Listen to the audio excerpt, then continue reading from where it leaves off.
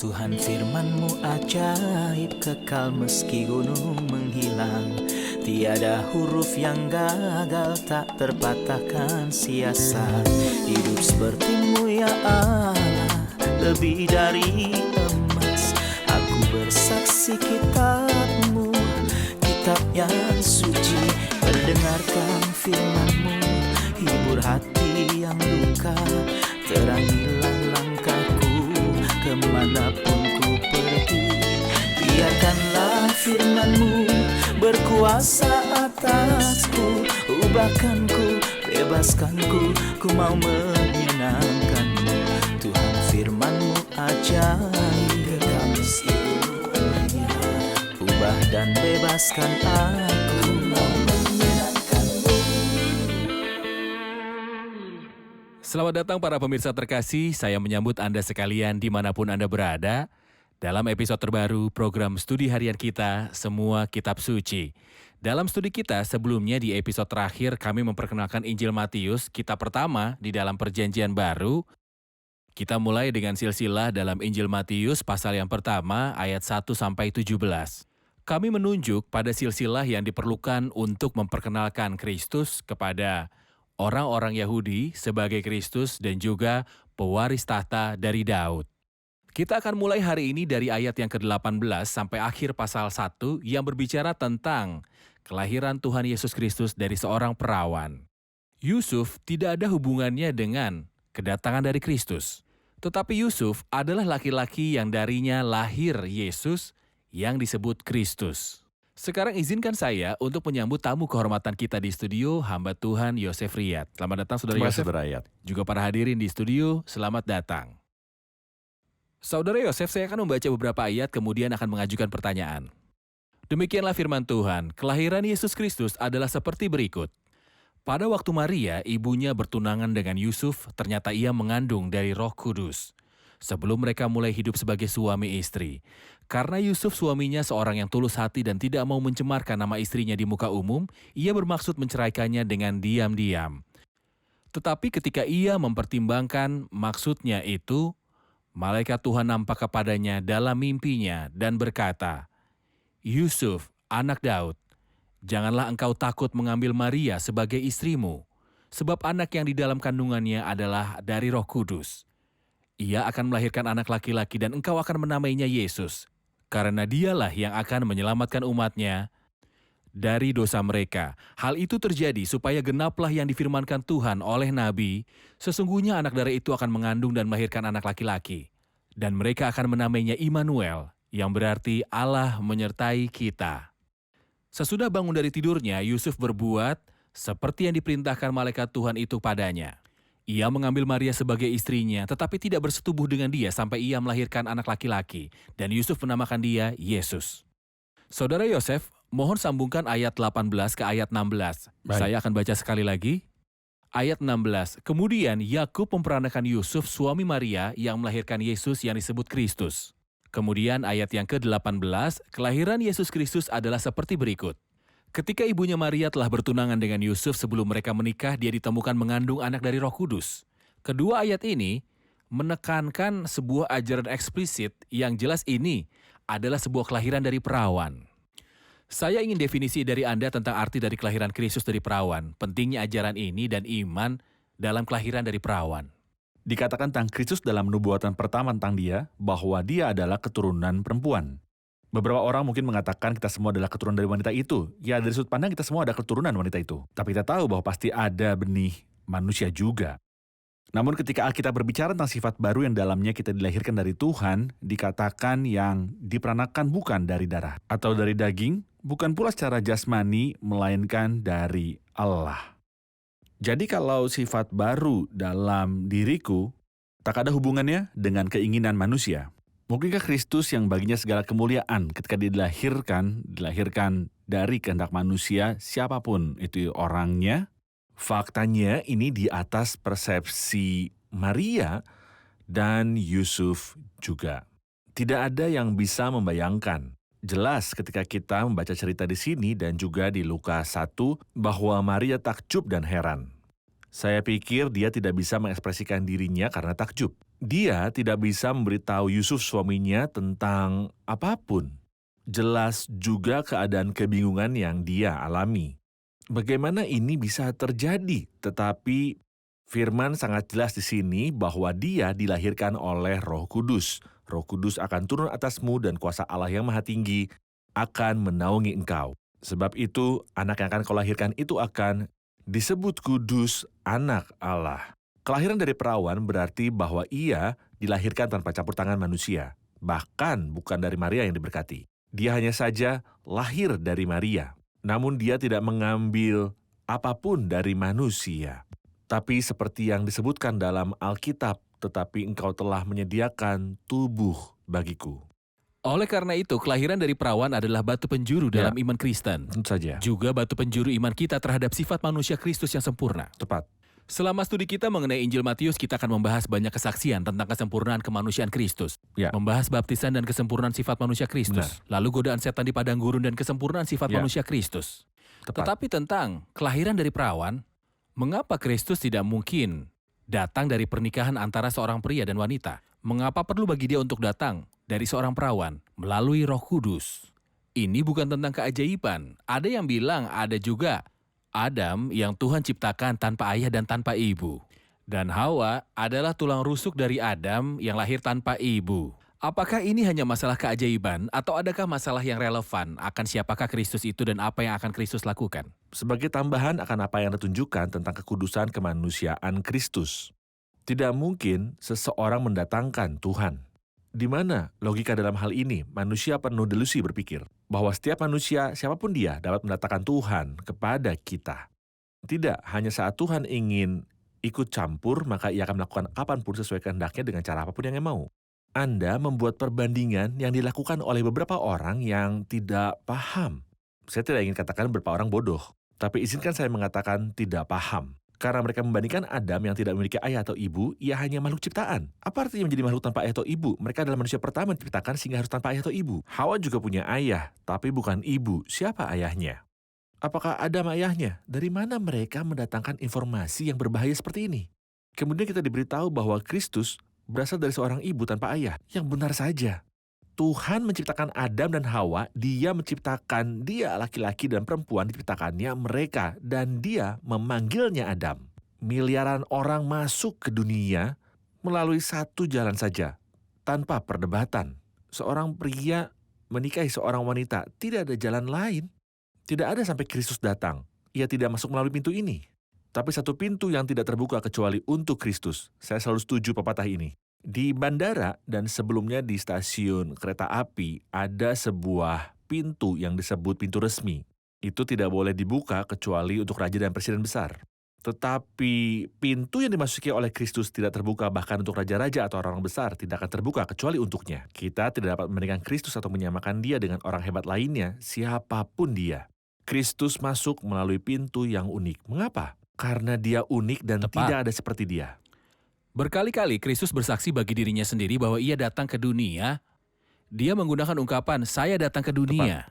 Dia berkata, saya datang ke dunia berarti dia memiliki keberadaan sebelumnya. Benar. Saya dan siapapun di bumi tidak dapat mengatakan bahwa saya telah datang. Tetapi Itu saya memulai hidup di dunia. benar. Kristus berkata, aku datang ke dunia karena memiliki keberadaan sebelumnya sebelum ia lahir. Tepat. Kemudian datang dan lahir di dunia. Benar. Baik, kita rehat sejenak dan akan segera kembali.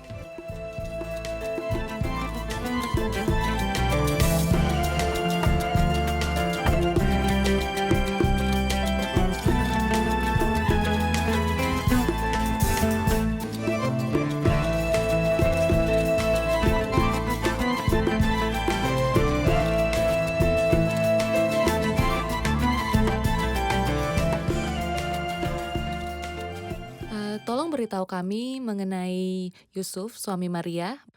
Bagaimana sikapnya, seperti apa kepribadiannya, sehingga dia tidak bisa melepaskannya dalam situasi seperti itu.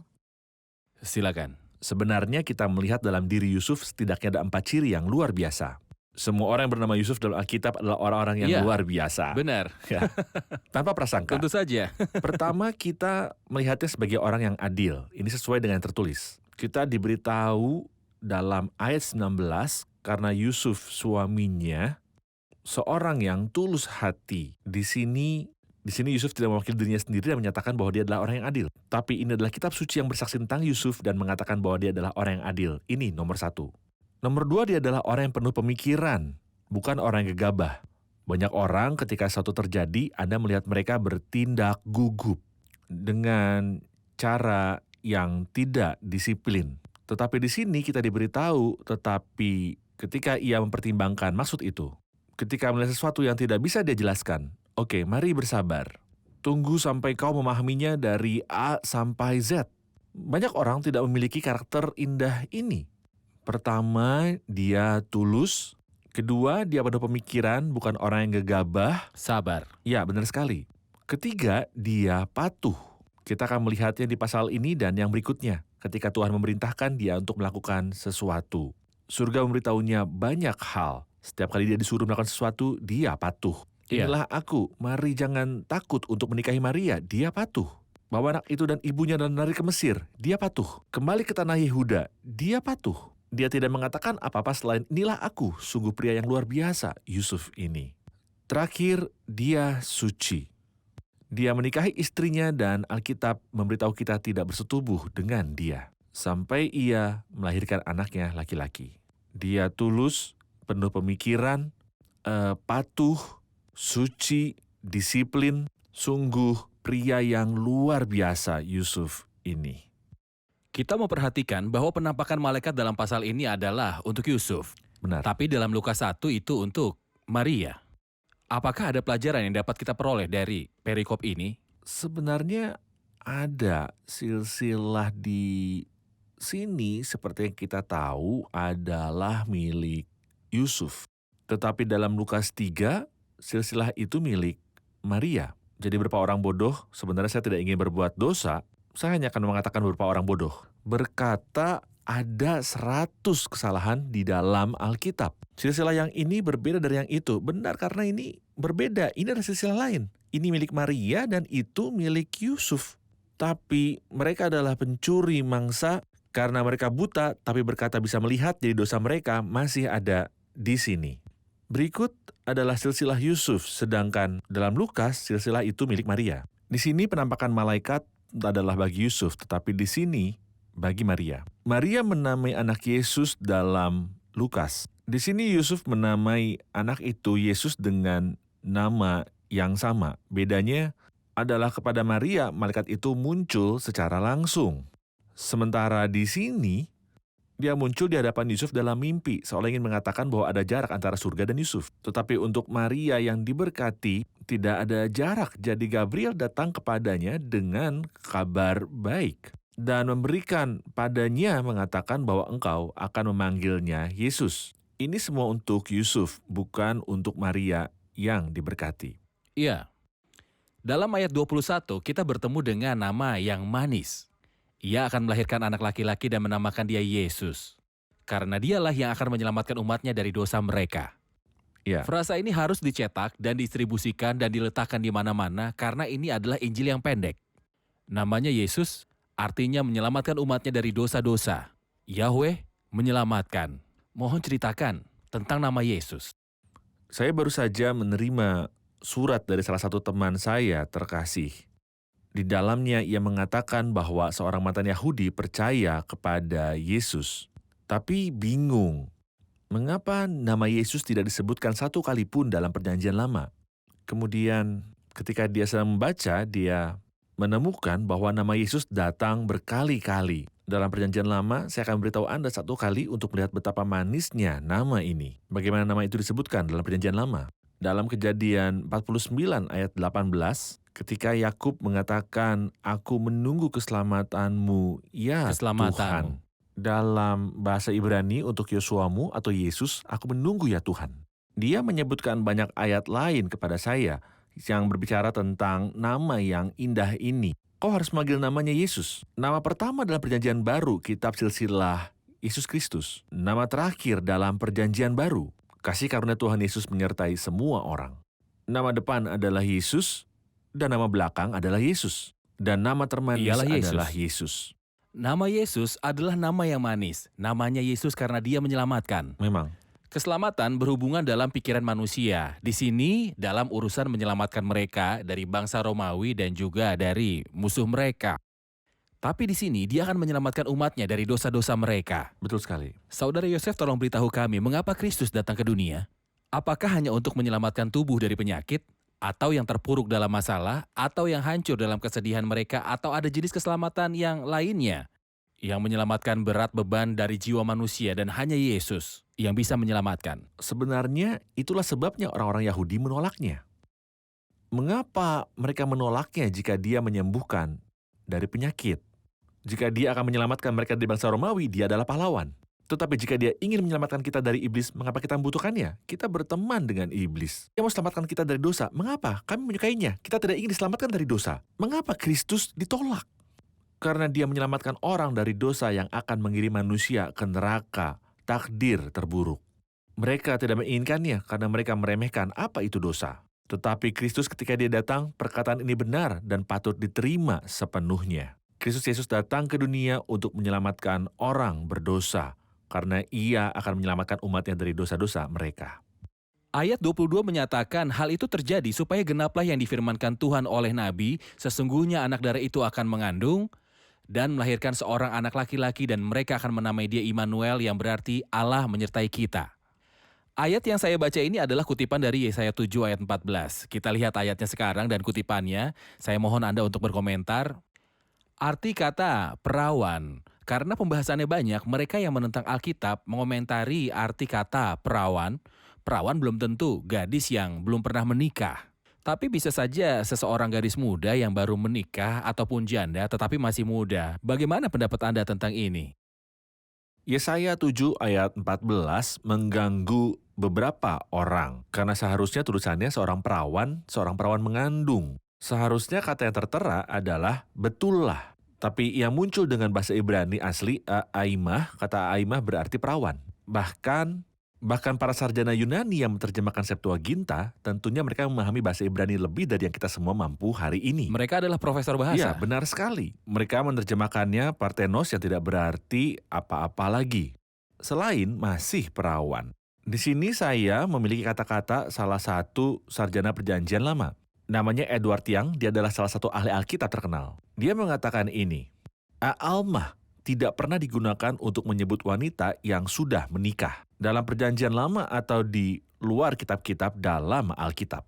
Inilah sarjana bahasa yang berbicara secara ilmiah tentang bahasa. Jadi kata perawan dalam perawan akan mengandung yang merupakan almah dalam bahasa Ibrani, berarti perawan, tapi kata betullah berarti terkadang seorang perawan, terkadang gadis yang sudah menikah, tapi almah berarti seorang gadis yang belum menikah. Namun ada sesuatu yang menarik perhatian saya dalam kutipan ini. Ketika dia berkata, semua ini terjadi untuk menggenapi apa yang telah difirmankan Tuhan oleh Nabi. Saya berpikir bahwa dia mungkin mengatakan bahwa kelahiran dari perawan ayat dalam Yesaya pasal 7 ayat 14 dirancang untuk menjelaskan kelahiran dari perawan kepada kita. Namun di sini ia berkata, semua ini terjadi untuk menggenapi apa yang telah difirmankan Tuhan oleh Nabi. Yaitu kelahiran dari perawan adalah untuk menggenapi nubuatan. Ini luar biasa, bukankah sebaliknya lebih baik? Jawabannya adalah karena kelahiran dari perawan adalah hal yang tak terelakkan, di mana kita tidak dapat melakukan apapun tanpanya. Begitu juga kata-kata dalam kitab suci, semua itu tidak dapat dicabut. Itulah sebabnya kita menghormati kata-kata tertulis. Semua ini terjadi untuk menggenapi apa yang telah difirmankan Tuhan. Ada nubuatan yang dituturkan, jadi kelahirannya harus dari seorang perawan, terlepas dari pendapat manusia manapun. Baik, kita rehat sejenak dan kembali untuk menjawab pertanyaan hadirin.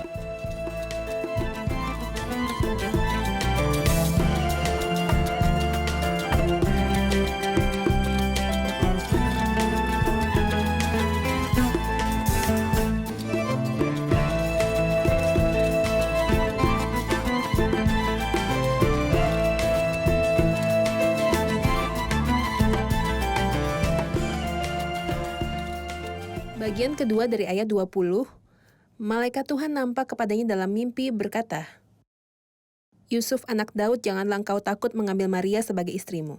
Pertanyaan saya, Saudara Yusuf, malaikat Tuhan dalam perjanjian baru, apakah sama dengan malaikat Tuhan di dalam perjanjian lama? Tidak, Dalam ayat ini secara khusus, malaikat Tuhan dalam perjanjian lama merujuk kepada Kristus sendiri. Tentu saja tidak diharapkan bahwa Tuhan Yesus sendiri akan datang kepada Yusuf. Dia tidak bekerja dengan cara ini. Itu sebabnya terjemahan bahasa Inggrisnya akurat.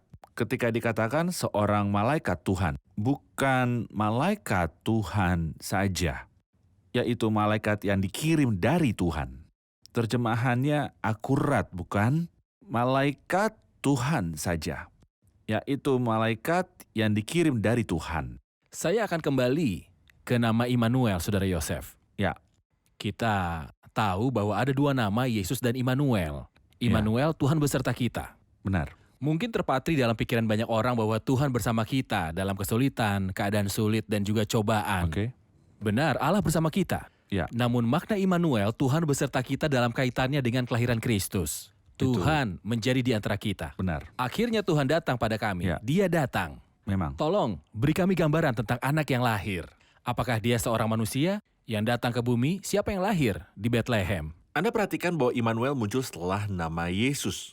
Ini berarti bahwa Tuhan tidak dapat bersama kita sebelum Dia menyelamatkan kita. Ya. Yaitu ketika kita dalam keadaan berdosa, dapatkah Tuhan menyertai kita? Kita juga tidak akan beristirahat dan Dia tidak akan menyetujuinya. Pertama, Dia selamatkan kita dari dosa. Inilah keakuratan pewahyuannya. Dan kau akan namakan Dia Yesus karena Dialah yang akan menyelamatkan. Hal itu terjadi supaya genaplah yang difirmankan Tuhan oleh Nabi, sesungguhnya anak darah itu akan mengandung dan melahirkan seorang anak laki-laki dan mereka akan menamakan Dia Immanuel, yang berarti Allah menyertai kita.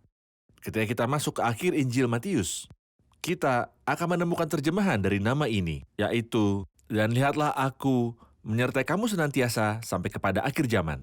Mungkinkah seorang manusia biasa tinggal bersama kita selamanya tanpa batasan? Sama sekali tidak. Benar, tidak terbatas dalam waktu dan tidak terbatas dalam ruang. Ayat yang baru saja kita bahas mencakup rentang waktu, juga tentang ruang. Ia berkata, sebab di mana 2 atau 3 orang berkumpul dalam namaku, di situ aku ada di tengah-tengah mereka. Ada segi 4 yang indah, yang ingin saya jelaskan dengan para pemirsa, jadi semua merasa terhibur seperti saya. Pertama, Tuhan beserta kita ketika Dia lahir dari Maria yang diberkati. Dia bersama kita. Ini luar biasa, namun ada hal lain yang lebih menakjubkan. Tuhan ada bagi kita ketika Dia mati di kayu salib. Kristus adalah untuk kita. Tapi ada fakta lebih lagi. Setelah kebangkitan dan kenaikan Kristus, Dia mengutus Roh Kudus sehingga Allah menjadi ada di dalam kita. Hal terakhir yang kita baca dalam kitab Wahyu 21, lihatlah kemah Allah ada di tengah-tengah manusia dan Ia akan diam bersama-sama dengan mereka. Berkat-berkat ini menjadi milik kita dari Tuhan kita, Yesus Kristus. Pria yang saleh, Yusuf, Ya. yang hidupnya ditandai dengan ketaatan. Ayat 24 dikatakan tentangnya. Sesudah bangun dari tidurnya, Yusuf berbuat seperti yang diperintahkan malaikat Tuhan itu padanya. Ya. Ia mengambil Maria sebagai istrinya namun tak bersetubuh. Sampai ia melahirkan anaknya laki-laki dan Yusuf menamai dia Yesus. Oke. Mohon hubungkan penjelasan ini tentang pribadi Kristus, putra sulung. Ngomong-ngomong, saya ingin menyebutkan 7 bukti dari perikop ini tentang kelahiran dari perawan. Mulai dari ayat 16 yang Anda tunjuk. Yakub memperanakan Yusuf, suami Maria yang melahirkan Yesus sebagai Kristus. Saya menyebutnya kesaksian silsilah. Ayat kedua, ayat 18, kesaksian Roh Kudus. Sekarang kelahiran Kristus. Yesus adalah seperti berikut, kata sekarang, membuat semua perbedaan dari apa yang ada sebelum dan sesudahnya. Kesaksian ketiga adalah kesaksian realita. Ternyata Ia mengandung dari Roh Kudus. Ini adalah kata-kata yang jelas dan eksplisit. Kesaksian keempat adalah kesaksian kesadaran. Karena Yusuf suaminya seorang yang tulus hati dan tidak mau mencemarkan nama istrinya di muka umum, ia bermaksud menceraikan dengan diam-diam. Kesaksian kelima adalah kesaksian surga. Malaikat Tuhan nampak kepadanya dalam mimpi dan berkata, Yusuf, anak Daud, janganlah engkau takut mengambil Maria sebagai istrimu. Ini adalah kesaksian surga. Kemudian kesaksian nubuat. Hal itu terjadi supaya genaplah yang difirmankan Tuhan oleh Nabi. Sesungguhnya anak darah itu akan mengandung. Akhirnya ayat yang Anda baca kesaksian realita. Tetapi ia tidak bersetubuh dengan dia sampai ia melahirkan anaknya laki-laki. Makna anak sulung. Mohon penjelasan Anda tentang ini. Dikatakan 7 kali tentang Kristus bahwa Dia adalah yang sulung. 2 di antaranya berkaitan dengan Maria, putra sulungnya, di Matius 1. Juga dalam Lukas, dan dia melahirkan anak laki-lakinya yang sulung. Setelah itu dikatakan tentang Kristus 5 kali anak sulung dalam lingkaran yang lebih tinggi dan lebih tinggi. Yang sulung dari segala ciptaan. Yang sulung dari antara orang mati. Aku pun juga akan mengangkat dia menjadi anak sulung, menjadi yang maha tinggi di antara raja-raja bumi. Ketika dia membawa anak sulung ke dunia, dia berkata bahwa semua malaikat Tuhan menyembah dia. Supaya ia, anaknya itu menjadi yang sulung di antara banyak saudara. 5 kali Kristus dikatakan sebagai yang sulung dengan konsep komprehensif ini. 2 kali sebagai anak sulung Maria. 5 bagian lainnya menunjuk pada anak sulung, bukan seperti yang dinyatakan oleh saksi-saksi Yehova, Ya, bahwa dia adalah anak sulung dari ciptaan. tidak. Kemudian Allah menugaskan dia untuk membuat atau menciptakan ciptaan lainnya. Tetapi anak sulung berarti pertama dalam posisi, pertama sebagai pusat, dan pertama dalam status. Tepat. Dia ada sebagai poros untuk apapun. Kesalahan saksi Yehova adalah bahwa mereka menganggap anak sulung yang pertama diciptakan. Hal itu tidak selalu terjadi dalam Alkitab. Daud bukan raja pertama, aku pun juga akan mengangkat Mazmur dia menjadi anak sulung, 89. jadi yang maha tinggi di antara raja-raja bumi. Dan banyak yang lainnya juga. Dia adalah yang pertama seperti yang Anda katakan dalam status, bukan secara waktu. Terima kasih Saudara Yosef. Kita sudah di akhir episode, mari rangkum bersama para hadirin. Apa yang telah Anda pelajari? Kita tahu bahwa Yusuf sangat berbeda dalam kepribadiannya pada perikop ini. Kami tahu tentang 4 karakteristiknya, bahwa dia adil, dan juga perhatian dan tidak gelisah. Ia juga patuh pada setiap perintah malaikat yang dikirim oleh Tuhan.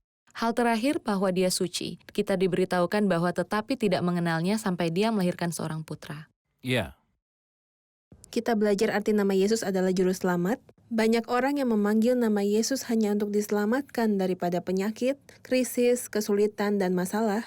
Tapi alasan penting Yesus datang adalah untuk menyelamatkan kita dari hukuman dosa.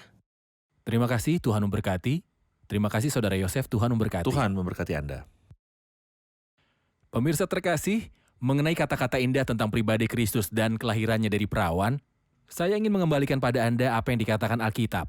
Kata-kata paling jujur yang ada di bumi, nubuat dari bukunya Allah. Dikatakan dalam ayat 21, ia akan melahirkan anak laki-laki dan akan menamainya Yesus. Karena dialah yang akan menyelamatkan umatnya dari dosa mereka. Hal itu terjadi supaya genaplah yang difirmankan Tuhan oleh Nabi, sesungguhnya anak darah itu akan mengandung dan melahirkan seorang anak laki-laki. Dan mereka akan menamakan dia Immanuel, yang berarti Allah menyertai kita. Siapa Kristus? Kristus adalah Allah yang kekal. Dia ada dari kekekalan. Dia anak Allah yang mengabdi. Dia adalah yang ada sebelum dia datang ke dunia ini. Dia memiliki preeksistensi sebelum kelahirannya dari perawan. Dia datang ke dunia, masuk ke dunia, mengambil tubuh manusia. Pada mulanya adalah firman, dan firman itu bersama-sama dengan Allah. Siapakah firman itu? Firman itu adalah Allah sendiri. Dan firman itu menjadi daging dan diam di antara kita. Kristus datang dalam rupa tubuh manusia yang disiapkan untuknya dari Roh Kudus dan masuk ke dunia kita. Tidak ada seorang pun yang mendapat penghargaan dalam mendatangkan Kristus, tetapi Roh Kuduslah yang membentuk tubuh ini. Kristus datang bebas dari kesalahan atau dosa apapun dan dari sifat dosa apapun. Kelahirannya dari perawan adalah dasar dari karya penebusannya di atas kayu salib. Dia tidak mewarisi dosa dan tidak melakukan dosa apapun. Dia tidak mengenal dosa. Tetapi di kayu salib dosa ditimpakan padanya. Sebab Allah telah menimpakan padanya kesalahan kita. Pemirsa terkasih, sampai jumpa di episode yang mendatang. Tuhan menyertai.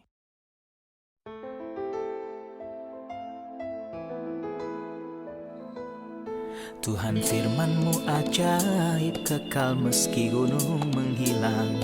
Tiada huruf yang gagal, tak terpatahkan siasat. Hidup seperti-Mu ya Allah, lebih dari emas. Aku bersaksi kitab-Mu, kitab yang suci. Mendengarkan firman-Mu, hibur hati yang luka. Terangilah langkahku kemanapun ku pergi. Biarkanlah firman-Mu berkuasa atasku. Ubahkanku, bebaskanku, ku mau menyenangkan-Mu. Tuhan firman-Mu ajaib, kekal meski gunung. Ubah dan bebaskan aku.